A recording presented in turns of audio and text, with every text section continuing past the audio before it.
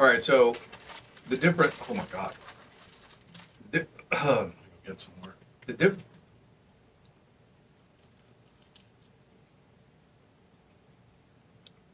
The difference between this one and the other ones is it actually hurts. Like it's legitimate pain. It's not like, oh yeah, that's like spicy pain. Like it really it hurts.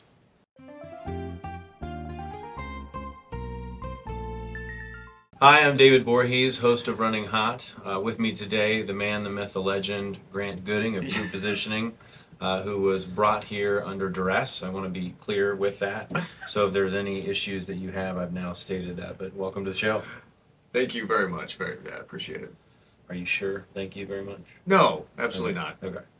So 6 sauces, the way we say that is the 5 sauces for the audience, the 6th one's for me, because it takes you through some torment. I'm building this up on purpose because you were concerned about the spice. But it is for charity, which is great. So the 5 are free. The 6th one, $1,000, charity of your choice. Have you thought about what charity you want to support? Yeah, I have. It was tough because I sit on several boards. So, but I will be supporting Kansas City Children's Alliance Network, if you're familiar. I am. You want to tell the audience? Yeah, they. So it's a charity that was set up by Peter Veronica Maluk, and the point of it is to fill gaps with other children's charities in the Kansas City area. So what most people don't think about is that a lot of the great nonprofits in Kansas City that help children have projects and things that they're working on that have shortfalls. And so the point of KCCAN is to help them with those shortfalls to get projects completed, whether it's helping a group of people or having a summer camp for kids or finishing a big initiative. And it's a very fun charity because we get somewhere around 200 applications every year of people asking for money. And so it's great because you get to familiarize yourself with a lot of the nonprofit work that's done by the great organizations in Kansas City, but we also get to help some as well. Fantastic. Well, I'm sure they'll be excited for that donation. Let's get started with our Wingstop wings. Do you have a preference on drummies or wings? I like the wings in real life, but this is not real life. It doesn't make any difference, honestly. It's just what I will tell you, and I'll show you the amount of sauce I put on. We're not doing this to lather it and then make it a pain, but you want to try to not get as much on your lips as you can. Kind of talking about that before, so if it's easier for you to do a drummy, probably drummy then. Okay. All right. So let's pick whichever one you want. All right. So ran into some new sauces. A client of ours sent me a box of wing sauce because they know that we do this, and this is called Little Dick's Big Flavor Ghost Pepper Pear. Ghost pepper is pretty hot, but with the pear, this is very, very mild. I think when you have it, you'll like it. So just pour a little bit on the table, or on the plate. I'll leave you with the cap. So the ghost pepper is calmed down by Correct. the pear. Yes. Yeah. Little Dick's Big Flavor. That's right. So just get yourself a little bit on your wing, All right. however you want to do, and then. How much did you? I want to do like a fraction of what you did. That is probably. I don't think you'll taste any spice, but it's delicious. Oh.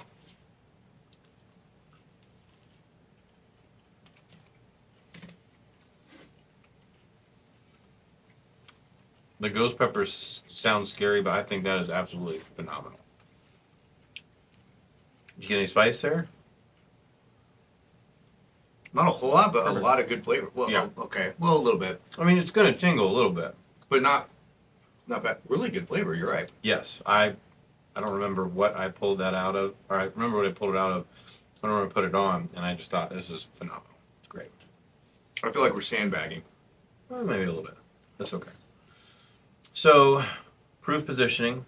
I'm going to say it in simple terms. I'd love for you to tell everyone really the magic behind it, but heavy market research, helping customers understand information about their company, about their customer. What is it that you do? Well, the simplest fact is that for most companies, I mean, every company faces challenges, right? Stuff they're trying to solve for, trying to grow this product, trying to grow this market, whatever. And the reality is, almost all of those issues, the answers are in the heads or in the hearts of the people that are currently paying the money or the people that they want to pay them money. And so we have a very interesting way that we go and study those people to help the organizations understand how to better connect. And when you can create a good emotional connection with someone, regardless if you're trying to sell them a moral high ground insurance product or you're trying to sell them hot sauce, same thing. You just have to find the words and the ideas that make that emotional connection. And if you can do that, you're using human biology to your advantage. So that's what we help people do. How did you get into this? Is a bonus question. I'm going to make you have a wing for that one. How did you get into that? Completely on accident. Okay. At the time, well, about 15 years ago, I was working as an analyst in mergers and acquisitions. And I'm going to get into too much of because it's kind of a long story, but the reality is if you buy another company, regardless of what it is, there's only a 30% chance that what you buy will be solvent inside of 3 years. So what does that mean? It means that there is a massive failure post-acquisition if you buy a company. You lose a lot of customers, bad things happen. Most people don't talk about it because, you know, who you can tell, you know, run out and tell the Business Journal that, hey, remember that acquisition that you posted, that you know, wrote an article about 3 years ago? Well, we ran into the ground. And so we were intrigued as to how that is the case, because the amount of analysis, due diligence, and things that go into these acquisitions is pretty substantial. So what are we missing? And it was our hypothesis that what they're missing is nobody knows why people are buying. I don't know why I bought this. Why do we buy this hot sauce over that hot sauce? Or why do we buy this insurance product over this insurance product? We really don't know. So we just kind of set out to find, well, somebody's got to be able to figure that out. Right. Somebody's engineered something. And everybody told us, oh, yeah, we can do that. And we'd be like, cool, show us how. And then, or they would say, oh, yeah, just go talk to people. Well, if you start talking to people, you start realizing you hear the exact same story, which means people really have no perspective on their own value. And it's not their fault. It's just they live inside the four walls of their own reality, and they don't understand the differences, right? They don't understand the bottle shape could be significant. The fact that there's a pear in there could be significant. I mean, there are all kinds of these variables that aren't being measured. And if you can figure out a way to objectively measure them, you can identify what makes people tick. And so when you do an acquisition, you can figure out, hey, don't change this thing. This is the reason that people are buying. So buy the company, fine, but if you change this one variable, you're going to lose customers. And so we did it in the M&A space, and then now we just sort of do it for anybody that is interested in figuring those things out. I love it. I didn't even think about bottle shape. Try. Let's jump into number 2. I'll let you grab that one. Go ahead and pour first. The hot ones, Verde, Los Calientes. Luckily, my Spanish is a little weak, so I'm not sure. Well, today is a special Cinco de Mayo episode. Oh my gosh, that's right. So that's right. Yes. This was put in here specifically for Cinco de Mayo. This is not part of our normal. Why did I close that without putting it on here? It's not part of our normal spread, but I had it today. Thought it was good. We were going to wear sombreros, but we didn't want to be culturally insensitive.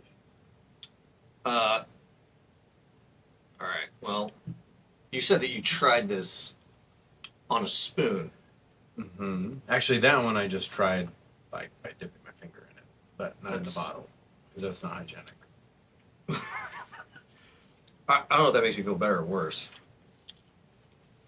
This one is sweet too, which I really like. All right. We'll kick up the spice ever so slightly, but not anything noticeable.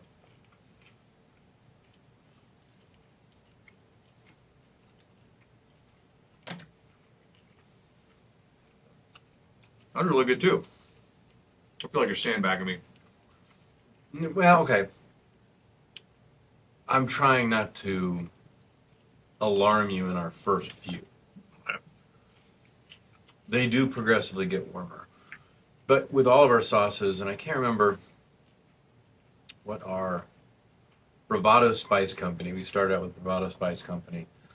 Their first 3 sauces were hands down some of the best sauces I've had. A lot of vinegar based. I like vinegar in my foods. And these are setting up, I think, maybe even a little bit better because of the sweet. Like you were mentioning in terms of market research and understanding the psyche of the buyer. The idea of pear being in that first one was important to me because I knew sweet would die down some of the heat. Makes sense. So we touched on it briefly, but it sounds like athletic family.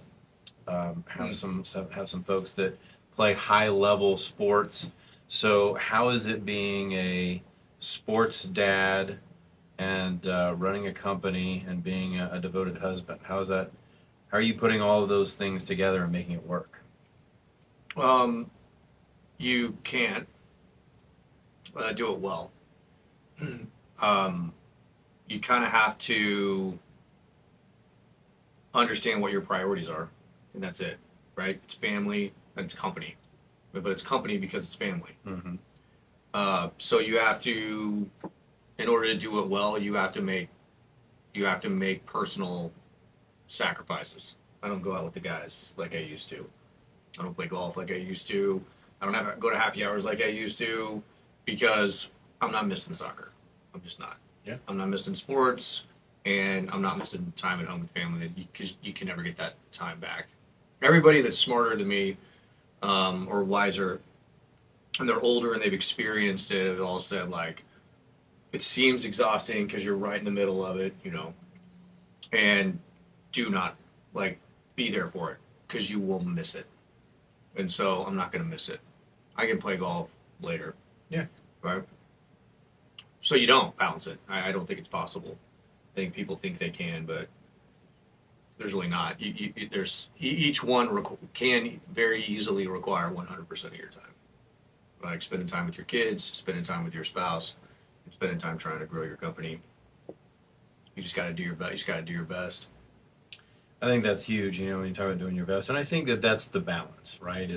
You're talking about calibrating time and being efficient in different spaces where everything at one point in time probably gets 100%. At one given time in your day. Like, okay, today, right now at 4 p.m., I'm 100% locked into this. But at 5, when soccer starts, I'm 100% locked into this. And then when my kids go to bed, I'm 100% locked into my spouse. I think that's critical. My business partner, he taught me how to navigate, being locked into work, but also be a family person. And he said, listen, you want to play golf? Fine. Work your tail off in the morning until 11 o'clock. Go play golf at 11 o'clock. Be home for dinner. You do that. He said, if you're going to travel, get up and be on the first flight out and come home on the last flight. He goes, if you can do that, you're going to get maximized time with the things that are most important to you. Yeah, and you have to, and I'm married way up, so I got lucky. So you have a great partner. I think she's better at prioritizing stuff than I am, or at least she keeps me a lot more honest. Like time and detail process is not my strength. She's much better at it than I am. So, yeah, that's a good point. I kind of had a similar rule, especially when the kids were younger. I would see people that would be like, all right, they're going to jump on the golf course at 4 o'clock. And I'm like, I've been gone all day. My wife's like, got the kids. Right. And I got to be like, sorry, honey. I'm going to go play golf. Yeah, I don't know. That didn't seem like very good, like homeostasis. And maybe this is the HR in me. For some relationships, that works, right? For some people, they can do that and that works for them. But for others, it doesn't. And I think if it works and it's healthy, I'm not here to judge. I really like being home with my family. Yeah, I like same. doing almost everything I possibly can do we were talking earlier today. I coach 3 youth sports teams. My wife's like, "Hey, you better be careful. You're getting up there in time, priority." But I enjoy that, and so that's where I want to spend my time. So if other people enjoy, going playing golf all the time, go for it. I think people think I play a lot more golf than I actually do, since I play in a fair amount of charity tournaments in Kansas City. Yeah. But I'm playing in It also charity looks tournaments. like you play golf. You wear it well. Thank you. I appreciate that. All right, so let's get done with the sandbagging. Right. This is the first one that'll be a little hot. It is dragon repellent. Yeah. Dragon repellent. Yeah, they had another one that's it's a cousin. It's zombie repellent, but I like the dragon repellent because you think heat, fire. You don't really think heat, zombie. Well, now you're noticing something. Yes, yeah.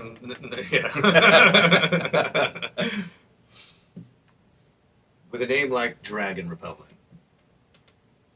Little change in the consistency too.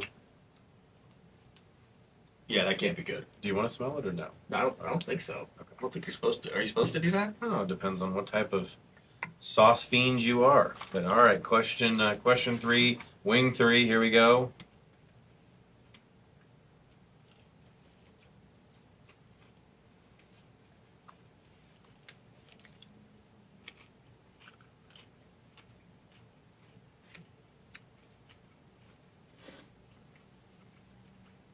Got a little zip on that one? Mm-hmm. Science question. Mm-hmm. Is it better to eat the whole? First of all, I've never had Wingstop before. Pretty good. I feel like an idiot. Do you eat the whole? Is it better to eat more? It's completely up to you. If you're hungry, eat it. If not, it's not going to do anything to spice.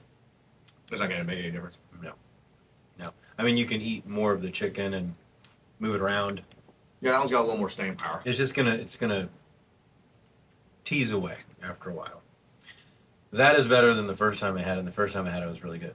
Spice and Foods, mostly known, I think, on TV for Da Bomb. That's on Hot Ones, which is the show that a lot of the celebrities go on. We have a running channel in our break room. We just randomly stumbled upon it the other day. And Terry Crews was on it, and hands down one of the funniest things I've ever seen, because he's just like, you can just see it. It was great. It's great. So let's talk about overcoming obstacles. Let's talk about overcoming adversity. In business, especially when you're running a entrepreneurial business, one that you started from foundation up, you get thrown all sorts of challenges and issues. So how do you maintain, outward looking, hey, I'm running through fire when you're on fire? Like, how do you overcome adversity? Well, first of all, you kind of get used to it. So you become a little bit desensitized to adversity. I think the best answer to that question is you don't well, right? You just have to realize that it's going to happen. It's not the end of the world, even if it feels like it sometimes.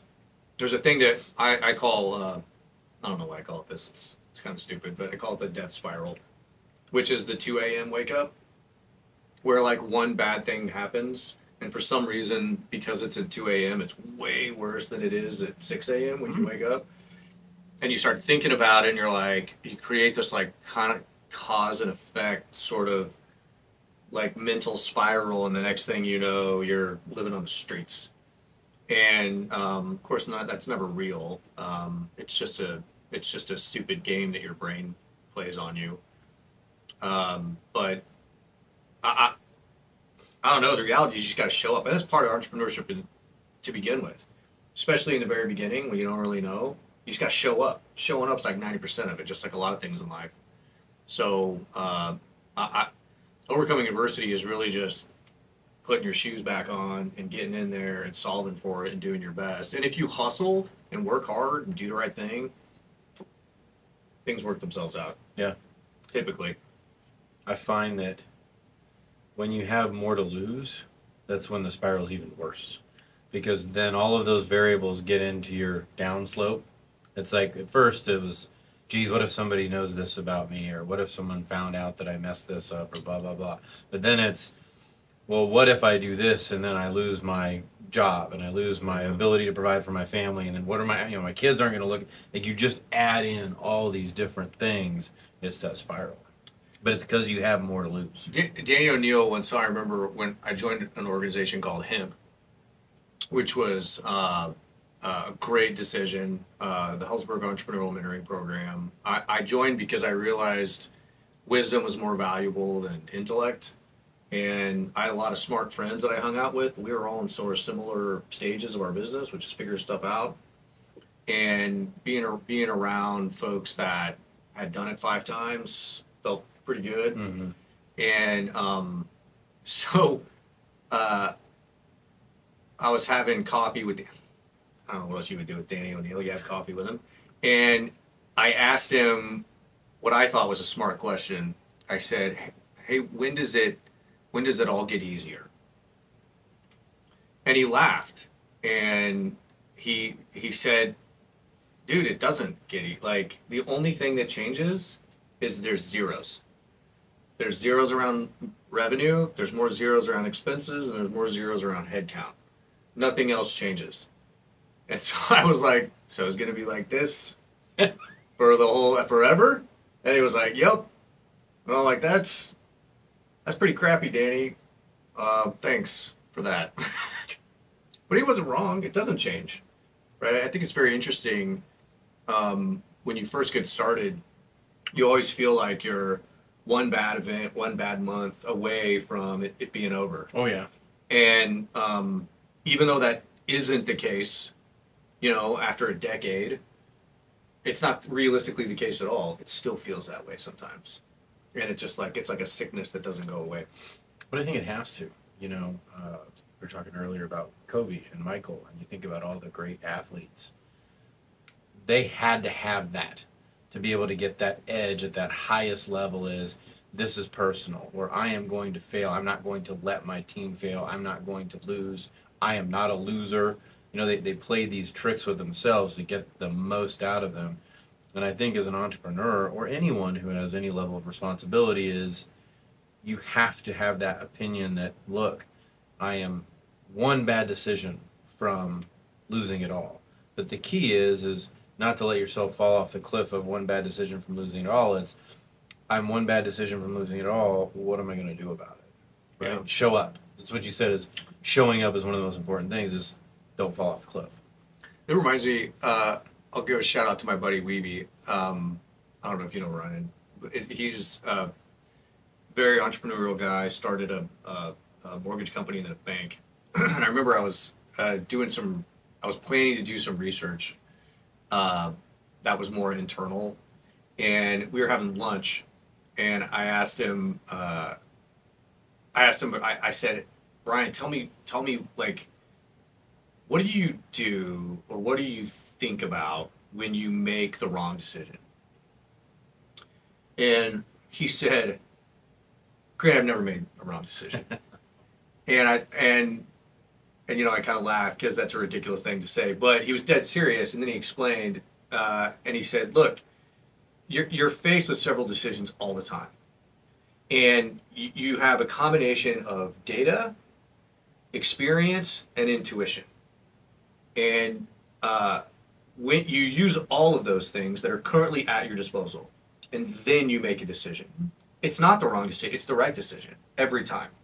Now, circumstances being what they may, it may turn out to not be the output that you wanted, but you typically will make the right decision in any situation. And I was like, that was pretty profound of a piece of advice. I've never forgotten that.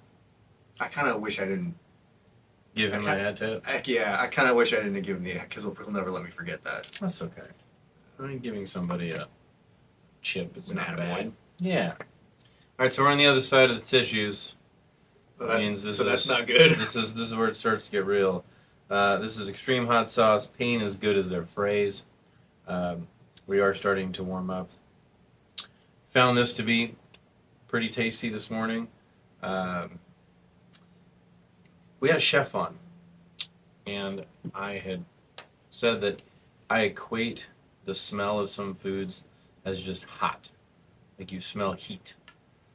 he had a different answer to that. But I start to think about that with this. Oh my God, These next three sauces smell hot, right? Like you smell the actual heat. Yes.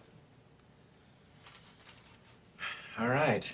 I love that you were just like, I had some of this morning. I did. We went on a little tour. It was wonderful. There she is.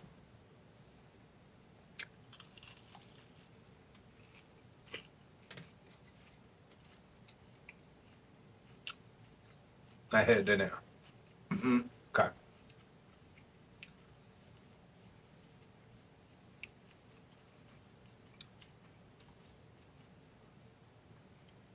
That's hot. Yep. It's delicious. All right. Yeah, it's great. That's got a little.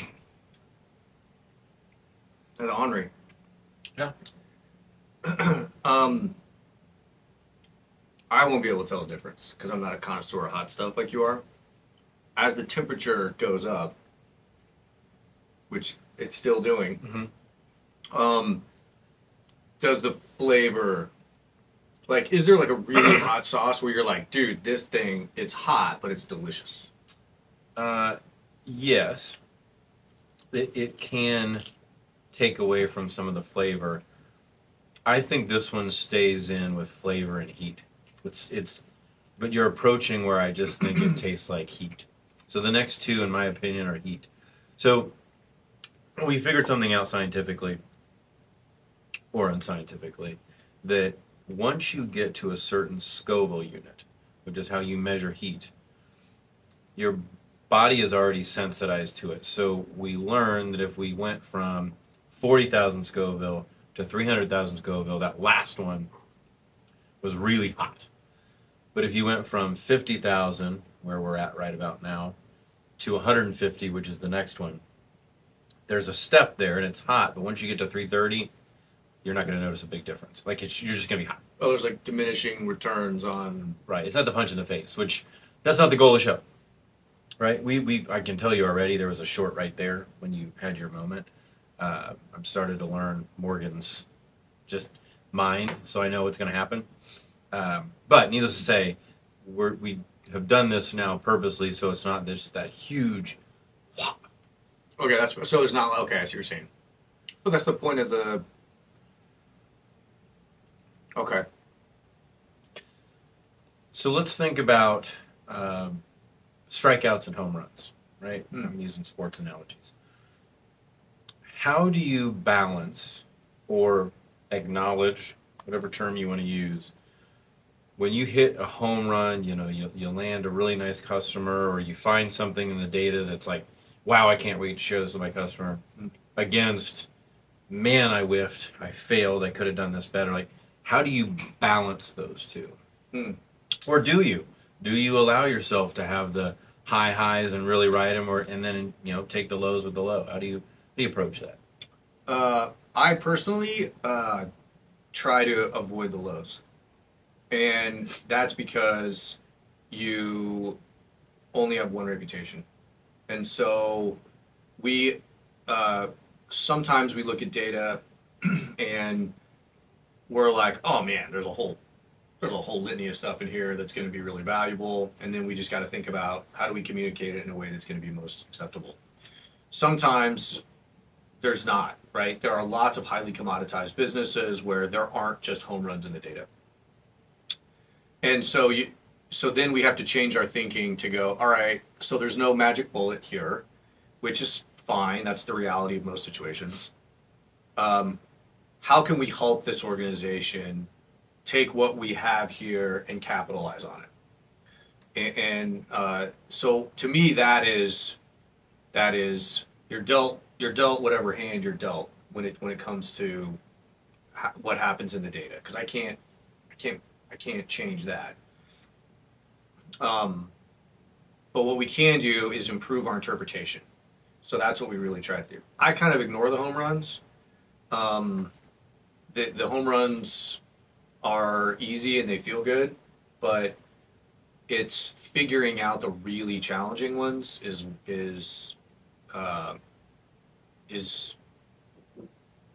the most important thing, I think. I think that there are some people that are okay saying this is mediocre or this didn't do, this didn't, this wasn't a good engagement. I have a very, very hard time with that. Very hard. It keeps me up. And so we just try to make sure it doesn't happen as often as possible. I thought of something when you said a strikeout and a home run. Yeah. Of something that we did, and I think this is a good case study for how frustrating business can be in general. So when we first started, we had this hypothesis that we were going to be a really great tool for agencies. Right? We engineered a metadata model that operates under surveys, which is highly scalable and highly cheap. And we can use it to identify emotionally resonant language. Agencies are in the job, like their job essentially is to sell things on behalf of their clients using words and pictures. Aren't they? They're going to love us. So we went and talked to a few agency owners around town, and we tried working with agencies, and it just did not work. And we kind of couldn't figure it out. But we put a lot of effort into it, and so it was a complete strikeout. So fast forward about 9 years, and we revisited the exact same strategy. Worked like a charm. I don't know why. I mean, we may have done, right? Like, we were doing things differently. Maybe we were just a little bit early in the market, like that whole time variable.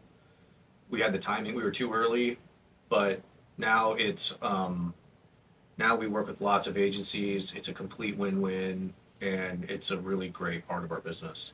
So, like, I don't know if you could have a strikeout and a home run be the exact same thing in two different innings, essentially. We were talking about time travel earlier today. Our lunch hour here is probably one of the most interesting times you can ever spend in a day, because you really are touching everything. One of them is time travel, talk about history. We got into the Encyclopedia Britannica.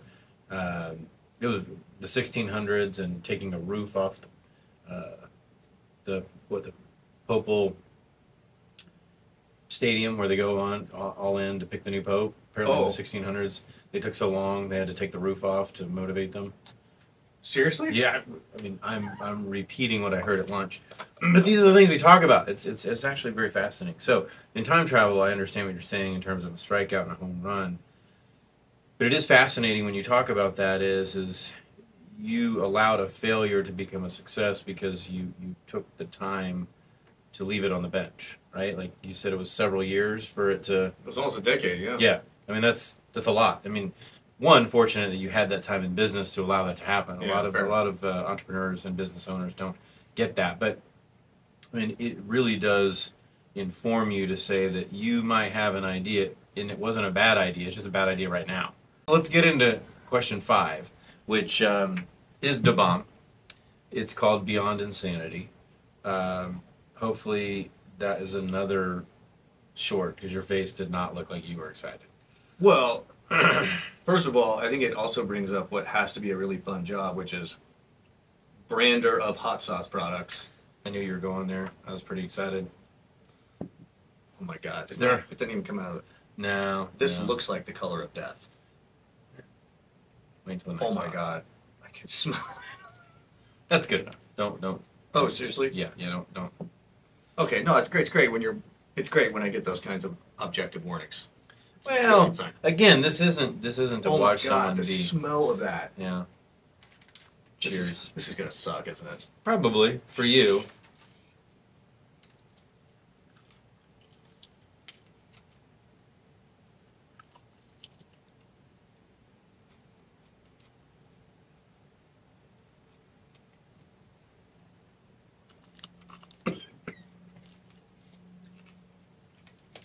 I was trying not to cough and scare you, because it didn't have anything to do with sauce.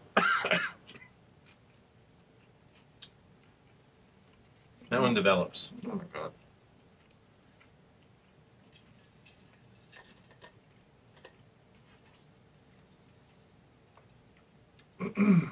You asshole. Mm-hmm. You want to know something funny though? Oh. You are going to be in such a great mood later tonight. I'm being dead serious. The amount of positive endorphins that are released by spicy foods. Okay, I've heard people. Oh my god, I can't talk, dude. I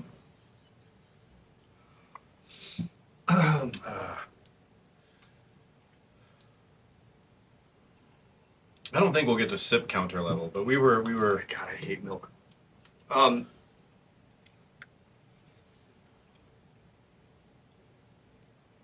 So a spicy food is like a culture, but I always thought it was like sadomasochism or something.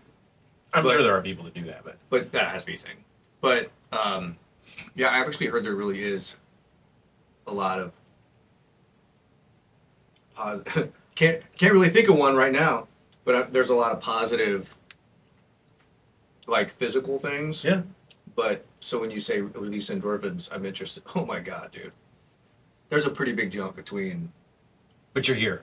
The thing is, you're here. When we go to the next one, so the next one's double. Double that? Yeah, we stop at 330. That's about 150. But you're here. So this is interesting that I found, and I tell people this, especially when they're in this mode. Up until what we found out earlier today, the hottest pepper is Pepper X. It's a new genetically manufactured pepper. Why are we do? Why are We're not doing it. We're not doing it. You don't want to. No, I mean, like, why are we? It's a species. Why are we doing this? Don't get me started on the whole species and what our decision making is. And anyway, in a case at Spice and Foods, I can't remember the name of it, 7.1 million Scoville. They said it's the hottest spice or the hottest sauce known on the planet. And they had a challenge there, and I might have done it had we not had this today. But you take a toothpick, you put it in there, and that's what you have. It's $140 for like a little vial of this death sauce. Is that what it's called? No, I guess I can't remember. Morgan, do you remember? It's called the source. The source. The source. And you could probably fill in the blank after that because it's, 7.1 million. Now I'm talking about a step up from 150 to 330 and then the That's 330. not even. I can't I don't even wrap know. my head around it. No, it does terrify me. I actually started walking in a circle because that's. They should just call it colostomy bag. That would be the perfect name for that because you will not have a stomach lining. Yeah, you'll probably pass out. So, question 5. In thinking about kind of running a business, starting a business, you know, the death spirals, the joys, the excitement, the home runs, the strikeouts, are there any memorable moments where you were like, hey, this is a foundational step in my evolution as an operator? Are there even one or two where you've gone, gosh, you know, this is something that I tell my kids about. Anybody that's willing to listen to me, I'll share this wisdom. Is there anything that sticks out to you? Like, just specific pieces of wisdom. Just Yeah, to anything. I do. I've got a few sort of universal things that I've learned that are kind of true.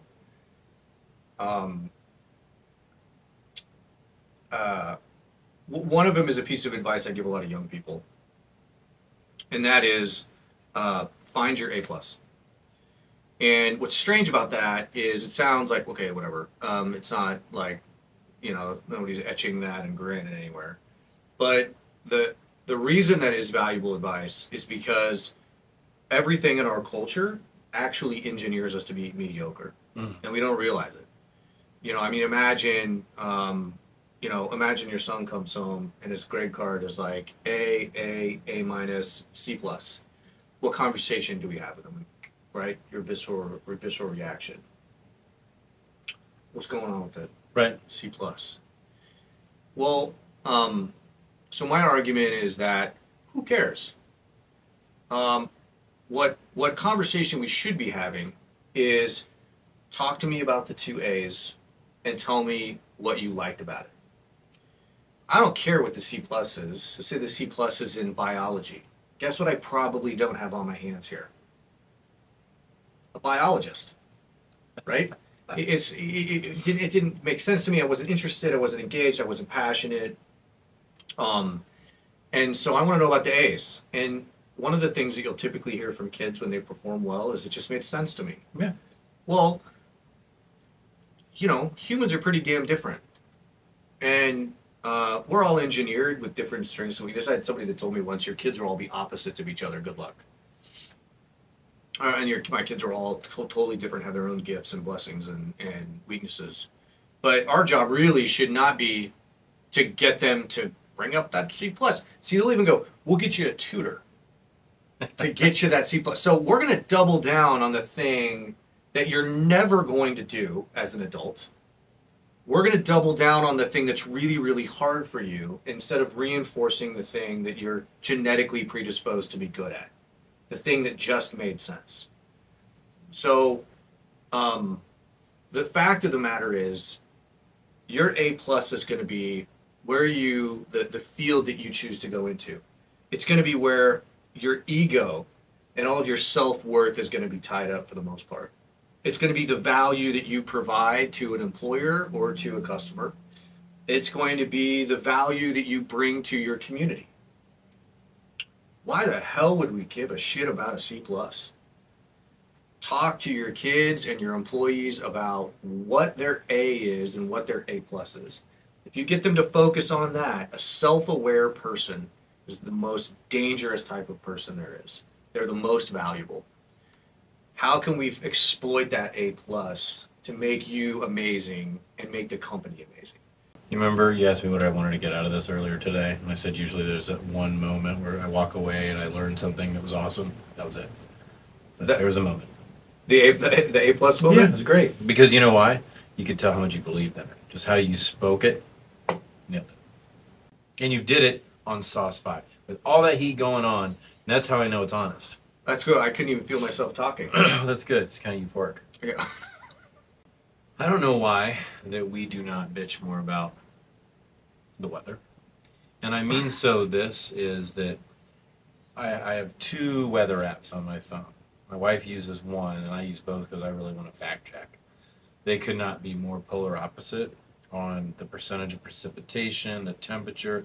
Why do we not argue that we're okay with meteorologists being wrong 92% of the time? That is a great job. Like, I can be wrong and still people want to hear me tell you what I think today's going to be like. I think it's because we implicitly know that it's pretty impressive that they're even getting close. Well, what's your definition of close? Like, it's going to rain within the next 72 hours. I mean, I don't know anything about meteorology, but I mean, I have no idea what the hell's going to happen tomorrow. I don't know how the hell they figure that out. They look at clouds. I bet they look at the same type of data you do, just it's meteorological. Meteorological. You get what I'm saying. It's a weather data. I think it's incredibly nerdy that you have 2 weather apps. Weather apps. Yeah, I'm somewhat nerdy. What's that one called? I mean, it's called Death Nectar. Correct. Which is awesome. It sounds like an awesome metal band name. Yeah, yeah. Oh, dude, this is a Grinders product. Yeah. Stretch made this? Yeah. I have a feeling my disposition towards him is going to change a little bit. I would agree. Oh my God. Smell that? That's heat. That is what I have equated the smell of heat to be. I know you keep saying heat, but I'm not sure. Jesus, dude. I look at that. Mm-hmm. That just looks like a mistake.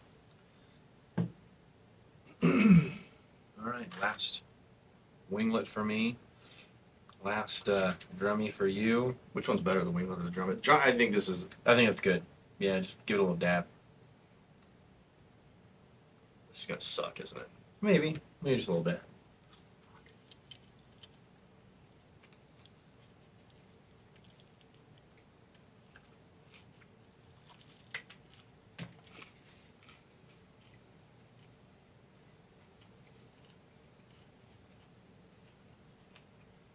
This one takes a little bit of time to set up. Or maybe it doesn't.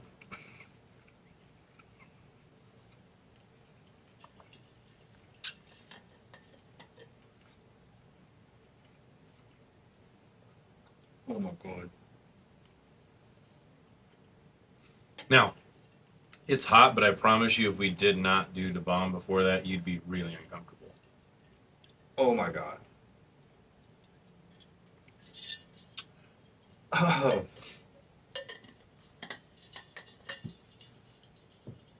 All right, so the different. Oh my god. Get some more. The diff.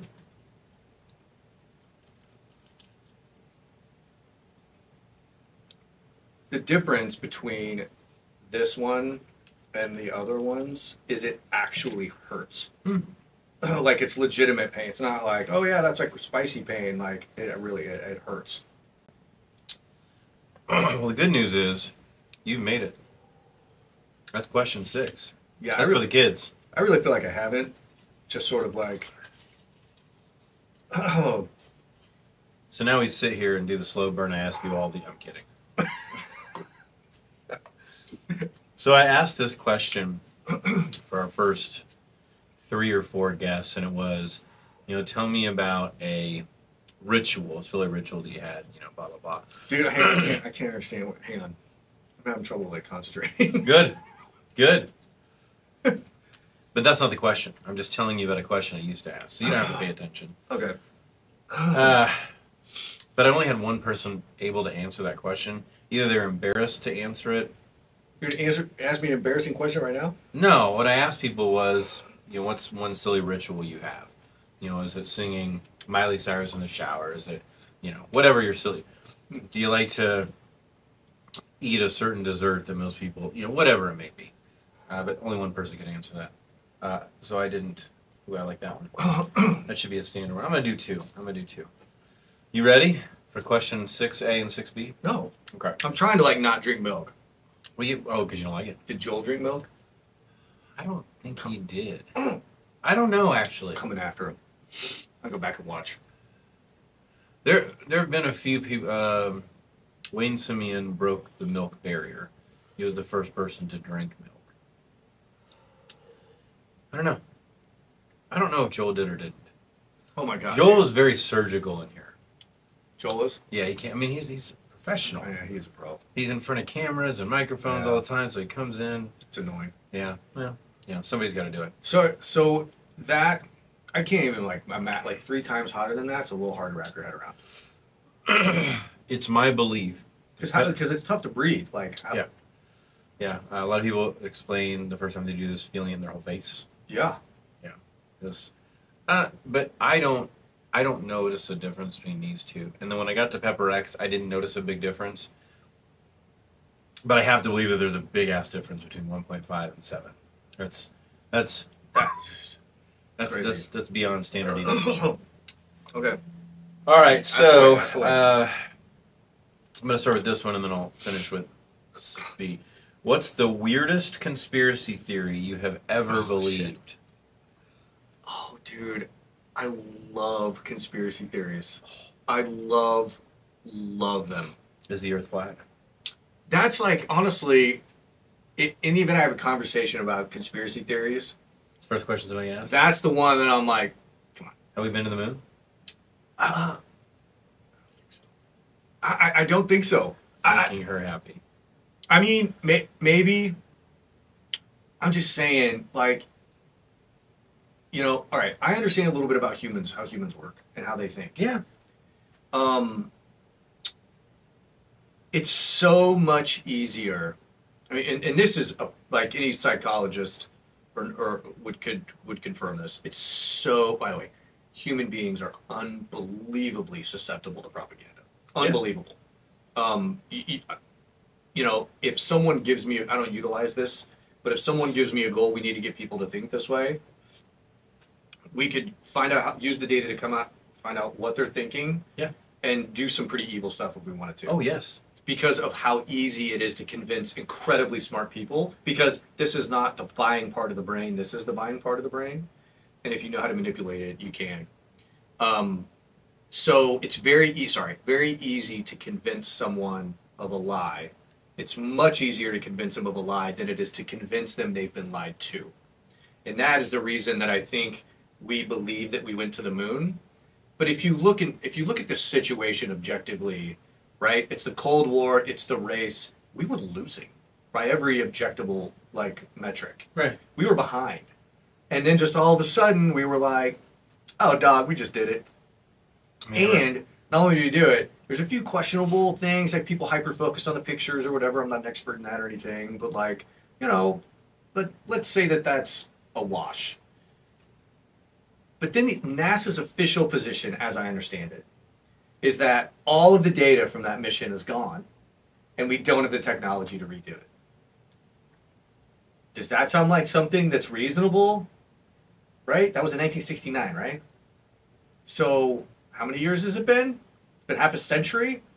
I mean, if you look at Moore's law and how fast like chip processing speed is, we can't recreate that? I call bullshit. So is that the weirdest one you've ever believed? No. Okay. Sorry. No. I love conspiracy theories. I find them intellectually stimulating. You should come by for lunch. And I love BSing about them. That is, That's so the whole funny. team does it. It's so funny you pulled that out because that's like one of my favorite things to do is to BS. The one that I really am like, come on, dude, is the flat Earth one. I think I don't know because you look at the flat Earth stuff and then it gets to like the wall of ice weirdness and none of that seems very believable to me. So what's the weirdest one? Do you have one? That's safe. I mean, word. I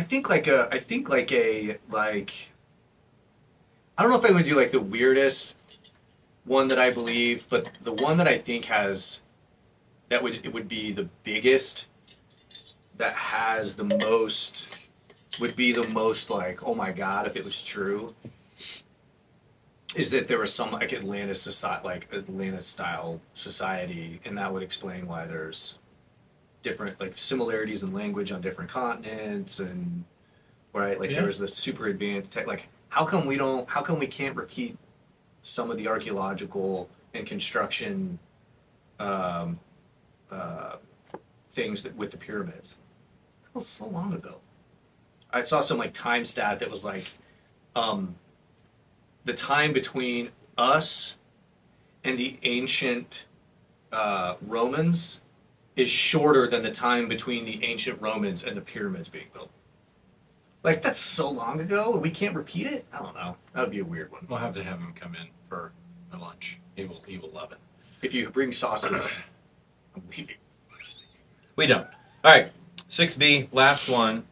What's one thing about you that others would be surprised to learn, besides you're a noted conspiracy theorist? I don't know, I'm a singer. What? I originally went to college to sing. Fascinating. I'm sure the next question most people will sing for us. That's not what I'm asking. Thank you. But you were a singer. That's awesome. Did you have a specialty? Like, I was a baritone. Okay. Baritone B1. But, you know, you sing in like, it was one of those things I was good at. right? I wasn't super, oh my God. I wasn't super passionate about it, Yeah? You get a scholarship? but I was good, yeah. Okay. So I sang in like Carnegie Hall, Really? Very cool. like in Europe, like several places in Europe. Like St. Mark's Basilica. So I have this idea. We won't do it now. But Morgan is fascinating with her ability to create meaningful moments in video memory. So I could see us singing a song about a conspiracy theory, but with the little bouncing ball at the bottom. I don't know how that couldn't be great. See what I'm saying? It'd be phenomenal. All right. Grant Gooding, proof positioning. Thank you, my friend. Thank you, sir. You made it. You feel good? Yeah, I mean, I think this is where you say you beat Joel, and we can be on our way. You heard it here. He beat Joel. Take care. We'll see you next time. I'm David Voorhees, host of Running Hot.